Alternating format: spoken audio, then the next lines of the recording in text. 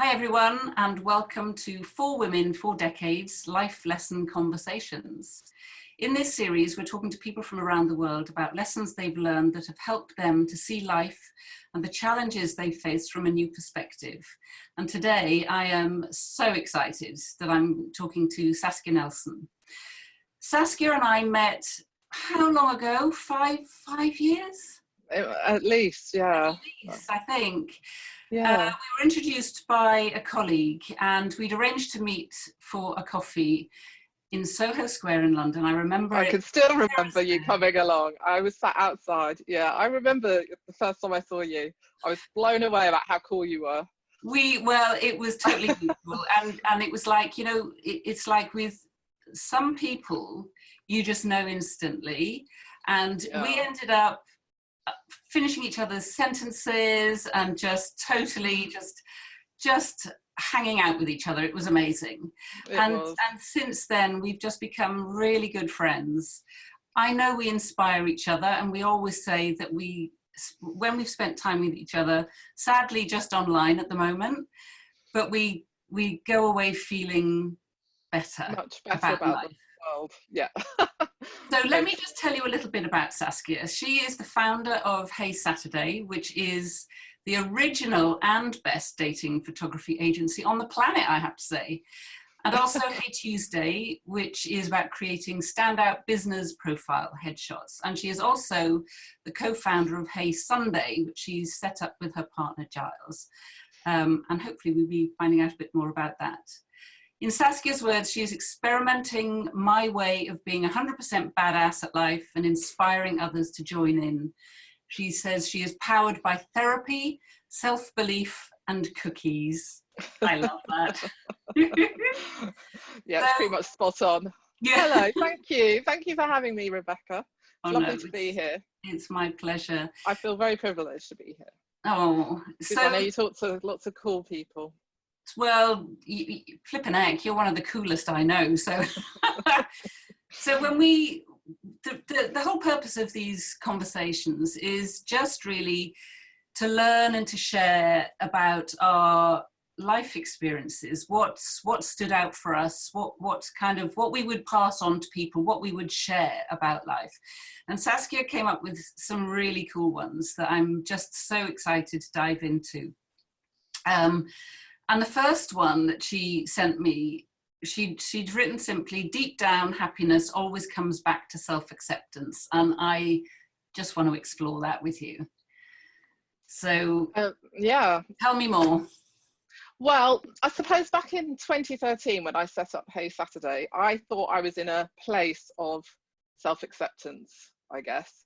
I'd done a lot of work on myself, and I was bold enough to set up a business and quit my corporate job, and it started thriving, and I was like, I'm in a really good place. And as the years went by and I kind of expanded to New York and stuff, I was like, yeah, I am badass, I'm doing this, life's good, I'm totally happy with who I am. And I thought I'd kind of, I thought I'd made, I thought I was there, I thought I was at a place of self-acceptance. And then something happened in my family with, like, there's a narcissist involved.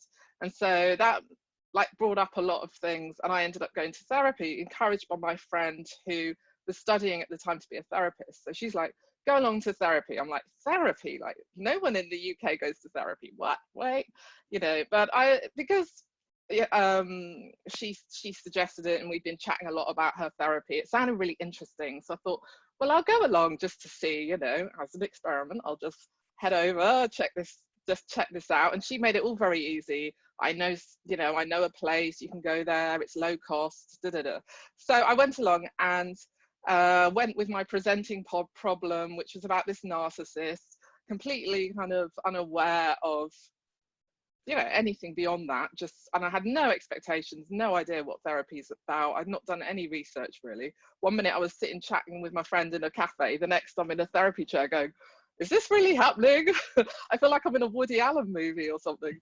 And then what kind of happened from there, I would say it probably took about a good 6 months it was about a good 6 months when things started to come out that actually that kind of went beyond whatever my presenting problem was. Well, probably happened a lot sooner than that, but you have to spend time building up trust in a relationship and all that sort of thing. And what I realized was that actually I wasn't as happy as I thought I was. I buried a lot of pain from being growing up mixed race in the 70s and 80s and 90s, because I'm quite old. And yeah, and it just set us off on this journey of discovery together, and looking at all the things that I've been dealing with that had made me, and when I say things I was dealing with, I'm talking about kind of blatant racism, I guess, from being a child, and never talking about it to anyone. And so yeah, we went on this adventure of unpacking it all, and just coming out of nowhere for me, like, what is happening here? But it made me realize that I kind of buried a lot of kind of love for myself, I suppose. Well, I hadn't accepted myself in lots of ways, and I kind of rebuilt my life over that, but underneath it wasn't right. And so this kind of unpacking was amazing. It's really hard, and it's still going on. 2.5 years, but it's it's been amazing, and it's starting to put me back together. Sorry, I'm welling up. No, that's bless you. Thank you. This is what happens when I start talking about therapy stuff. And but it's just been so amazing that to go through this and realize that what I thought was me sitting in a place of acceptance, there was actually quite a lot more work to do. And now that I'm kind of heading there, it's made me realize, well, I can be happy, because I was happy back then. It's not that I wasn't, it's just I can now take more of me, the childhood me, and be kind of more whole, I suppose. Yeah, is a way of putting it. So yeah, it's been really, just a very incredible experience. And I would recommend anyone who hasn't done therapy, or hasn't had a coach, to absolutely do the work on themselves, because it's really hard, it takes a long time, but it's it's just so important to, I don't know, I wouldn't suggest like someone my mum's age, for example, to do it. It's like there's no point by then. But when you're still young and healthy, and you've got some, you've got a bit of strength behind you, and you're kind of aware at the back of your mind that maybe things aren't quite right, like, do something about it, because it can take you on a journey to complete self-acceptance. Well, oh my God.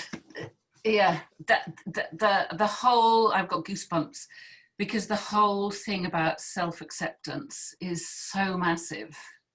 Yeah. That we can fully show up as ourselves. I'm going to get tearful now as well, because I've just come off a call with a client as well. And we were talking about a beautiful quote by Marianne Williamson, which starts, our deepest fear is not that we are inadequate. Our deepest fear is that we are powerful beyond measure.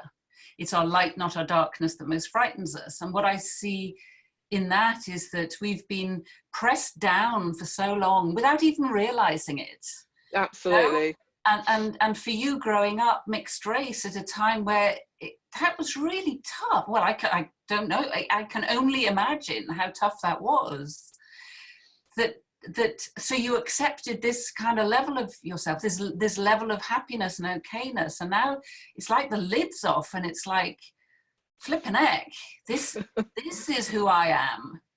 Yes, it is like that. And I'm starting to love that person. Yeah. I think what I realized was that I've been carrying a lot of shame about a lot of different things. And it's really hard to be the best version of you when you've got all this kind of shame about various things that you've been packing away and pushing down. So to do this kind of unpacking, it's just an incredible feeling. It's really hard work.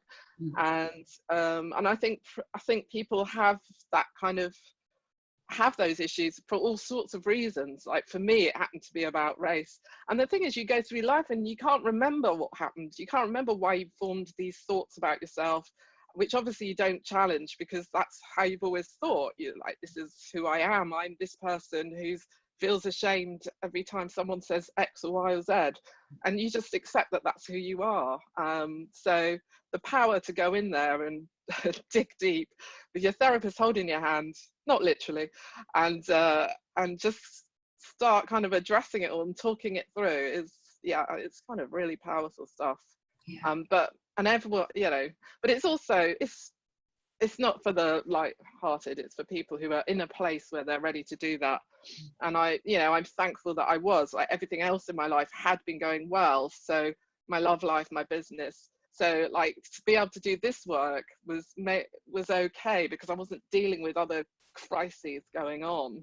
Like everything was kind of quite smooth. So it gave me the strength to dig deep.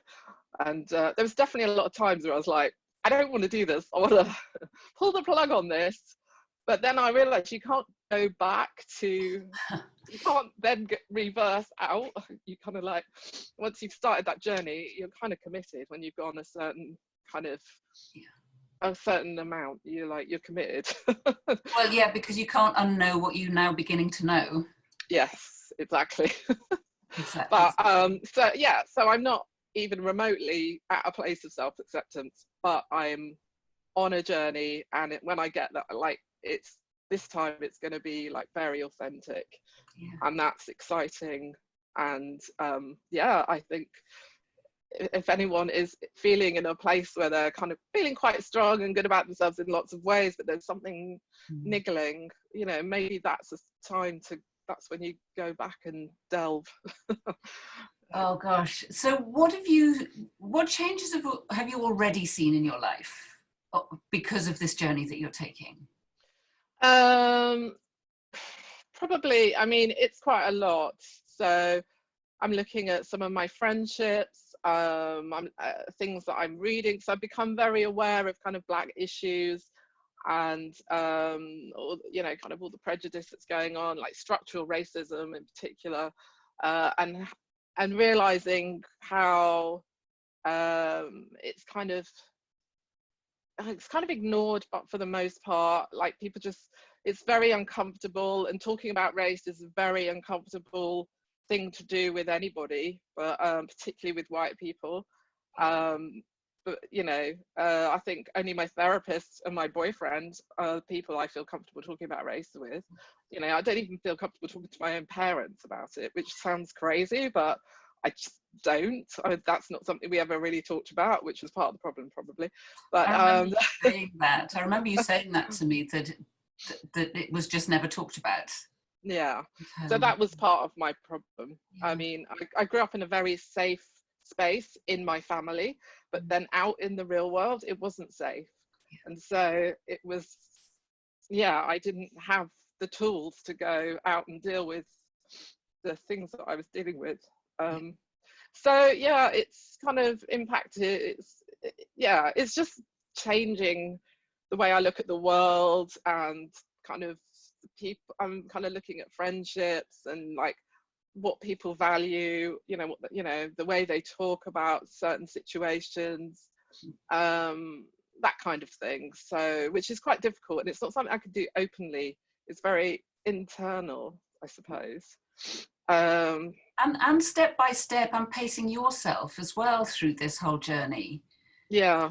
To be able to acknowledge it, and to be able to deal with all of these things, and the stories we've been brought up on, or how, our experiences, and seeing them now through a different lens of one of your acceptance of yourself, rather than the kind of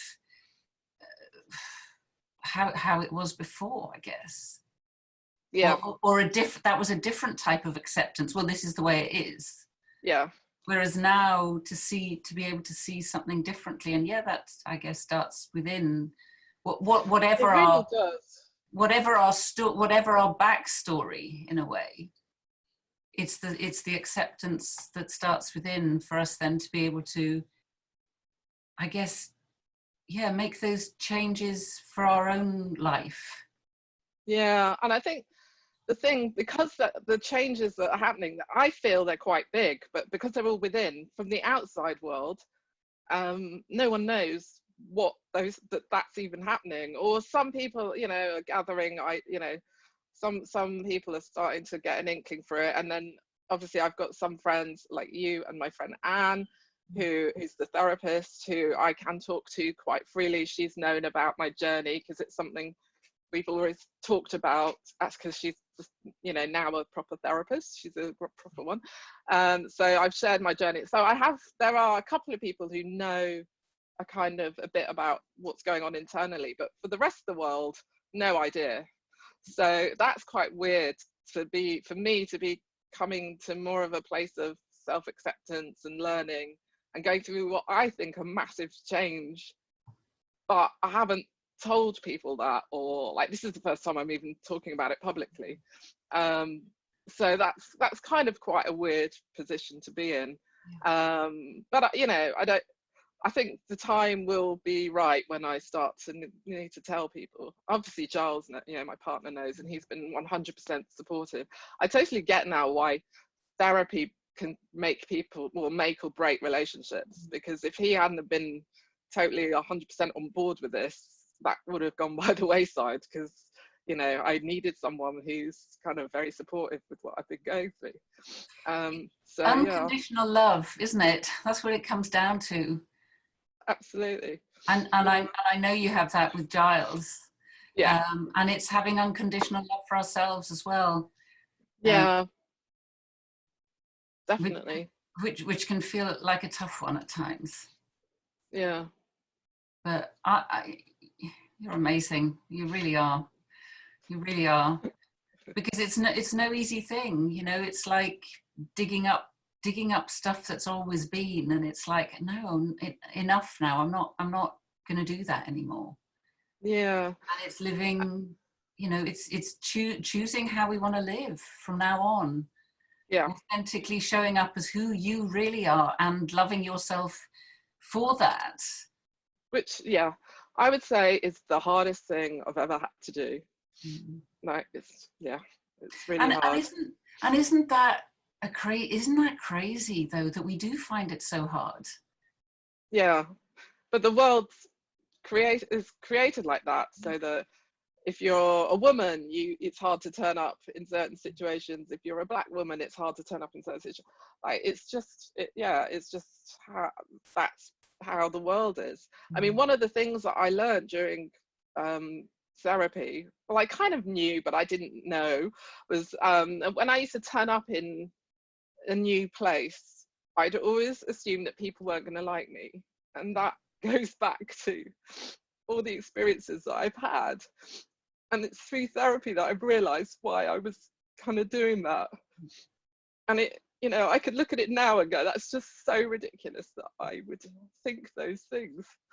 But that sort of thing's changing, because now I kind of, when you ask what's changed, I can turn up now, and I'm having words with myself, going, don't even think that, no, you know what that is, it's a load of bull, you know.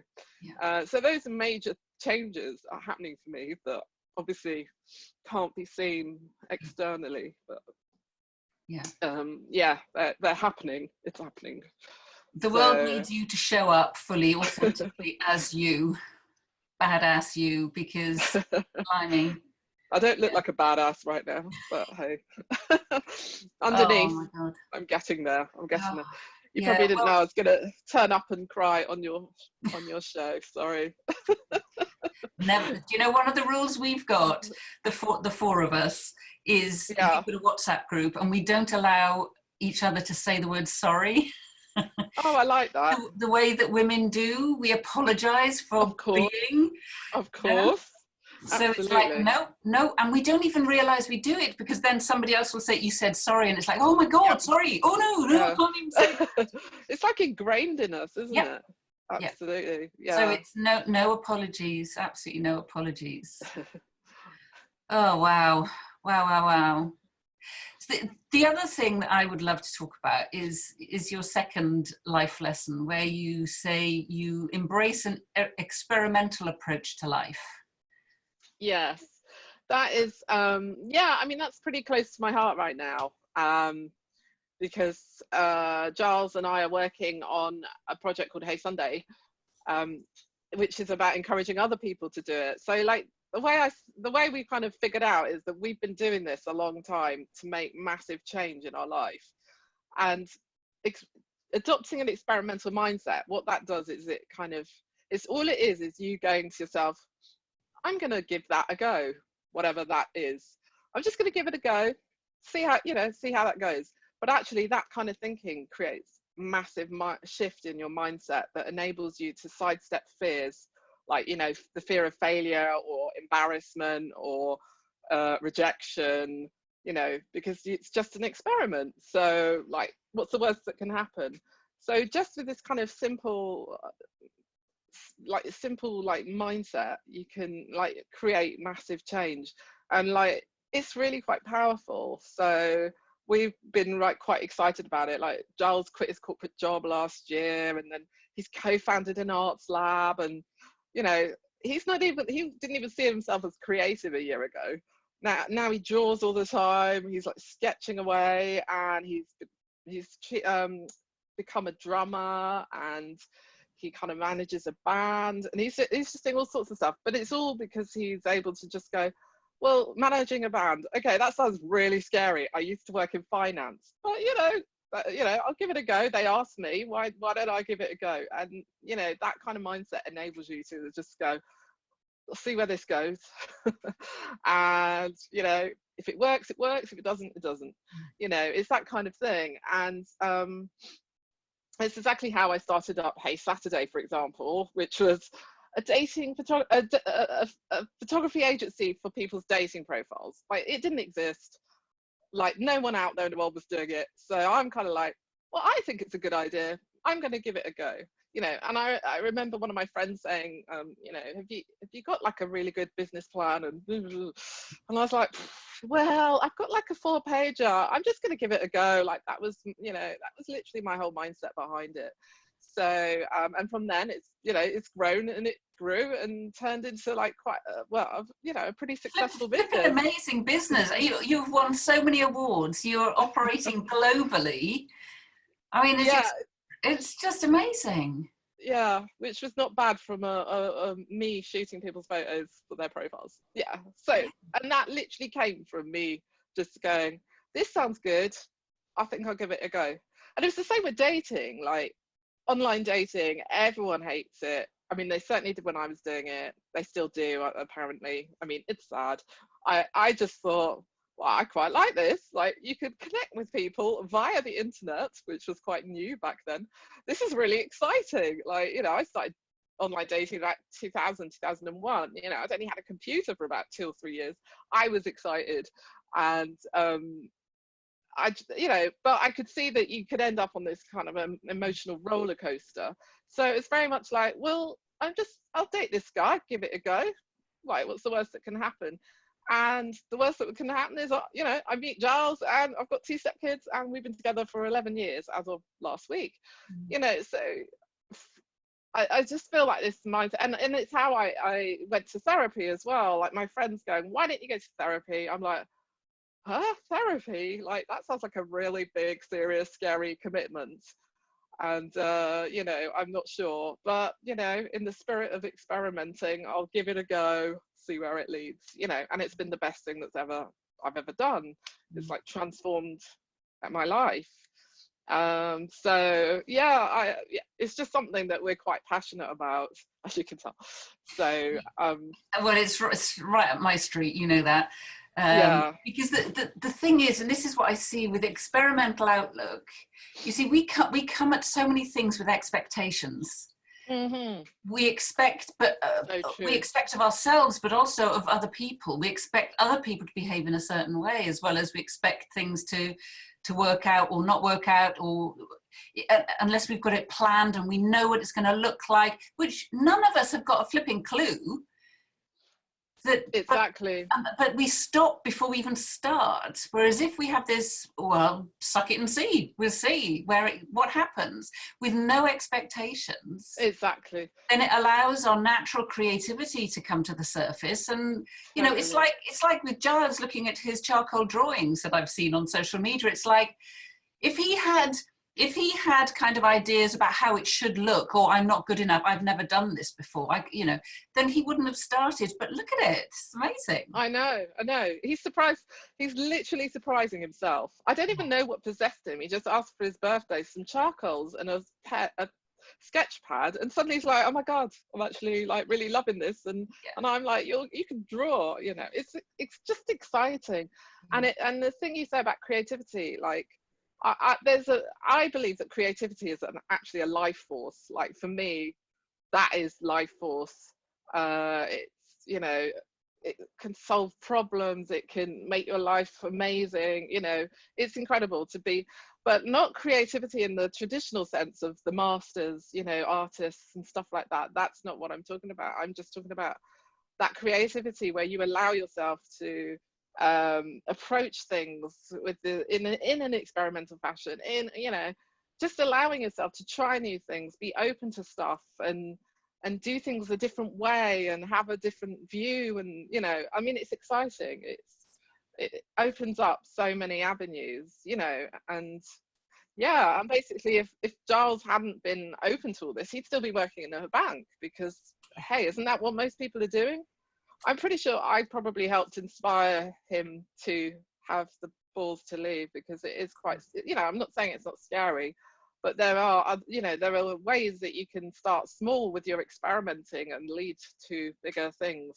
But I just think it is such an amazing way to live your life, and suddenly you can start making small changes that like literally lead to massive change and like proper life transformation stuff. Like for me, online dating, it was an experiment, led to a whole new family, or, you know, starting a business, or like taking up photography was an experiment. I never touched, you know, I never picked up a camera in my life, and now I run a photography company. You know, all these things, you just don't know where they're going to lead. I mean, there's plenty of failed stuff as well, but that's the beauty. Like, failure is data, it's not failure, because it's an experiment and you're learning. Like, failure is almost part of the process. So people with an experimental mindset don't think of failure in the same way as other people. They see it as important data that they can use to then kind of pivot, to use my favorite word, to pivot a little bit and get where they need to be. So, you know, failure is a beautiful thing. It's taking you where you need to go. It's giving you information. Yeah, absolutely. Absolutely right. I mean, gosh, it's so true that yeah, this whole thing about failure again is based on expectations. Yes, of course. And why do we do it to ourselves with these expectations? It's the way we've been taught. It's the way and most of those expectations aren't even ours. That's what gets me. Like, I remember, like, the first time I realized that I made decisions based on someone else's expectations, someone that I didn't even know, which is, like, for example, something small like running in the park. I'd be like, well, I'll go there, but if it's busy, I'm not running. Like, in what world is that okay to me to make decisions about my health based on people that I've never met, you know, opinions on the matter? I mean, when you like unpick it like that, you realize just how ridiculous your mind is. Like, when you give in to these expectations, it's just ridiculous, you know. Totally. And I was literally on the last call I had with a client, we were talking about, she said something I've never heard before, which is FOPO. I'd heard of FOMO, and I've heard of FOMO. FOMO is fear of people's opinions. Oh my God, that's such a real thing. I love it. I need to write that down. Fear of people's opinions. It's like, no, just stop right now. And people you don't even know. I'm not even talking about your mum. I'm talking about someone in the park that I'm never going to see again. I mean, you know, it's just insane. Yeah. And you let these people control your lives. Yeah, exactly. And the thing is as well, it's like we go into Google to search for answers for things, you know, and actually we've got the wisdom. We know absolutely. when we allow ourselves to get quiet and trust, and that comes with self-acceptance, you know, we are the expert on our own life. Absolutely. Yeah. That is and it's like with your therapist is guiding you to uncover your answers. Oh yeah, totally. You know, that's it. Yeah. I'm leading. Well, he leads, I follow. Well, it's exactly. Push pull, and he challenges, and of course. Yeah. But it's like we're the expert, and yeah. Oh my gosh, this is all so rich. And I know that people are going to be so interested to hear your vulnerability for a start, which I think I'm so grateful for. So grateful, because we, you know, again, it's like giving people permission to actually look at their own stuff, their own life, their own that have held them back. And to just have the courage to do that, I think is amazing. And I absolutely love well, you know me, I'm an experimenter as well. So absolutely. Preacher, you and me both, you know. Yeah. That's probably why we get on so well. Absolutely. But that's just so amazing. Thank you so much, Saskia. That's been an absolutely wonderful conversation. Oh, it's my pleasure. So I won't apologise for the tears. No, don't you dare, don't you dare. So I just want to say, so I hope that everyone that's watched this has enjoyed our conversation. Please feel free to share your thoughts in the comments below. And this video is part of our 4 Women, 4 Decades Life Lesson Conversations. And you're going to be finding more and more inspiring interviews from this series on our YouTube channel. And please, please, please subscribe so you can be kept up to date with all the new videos we post. Thank you so much.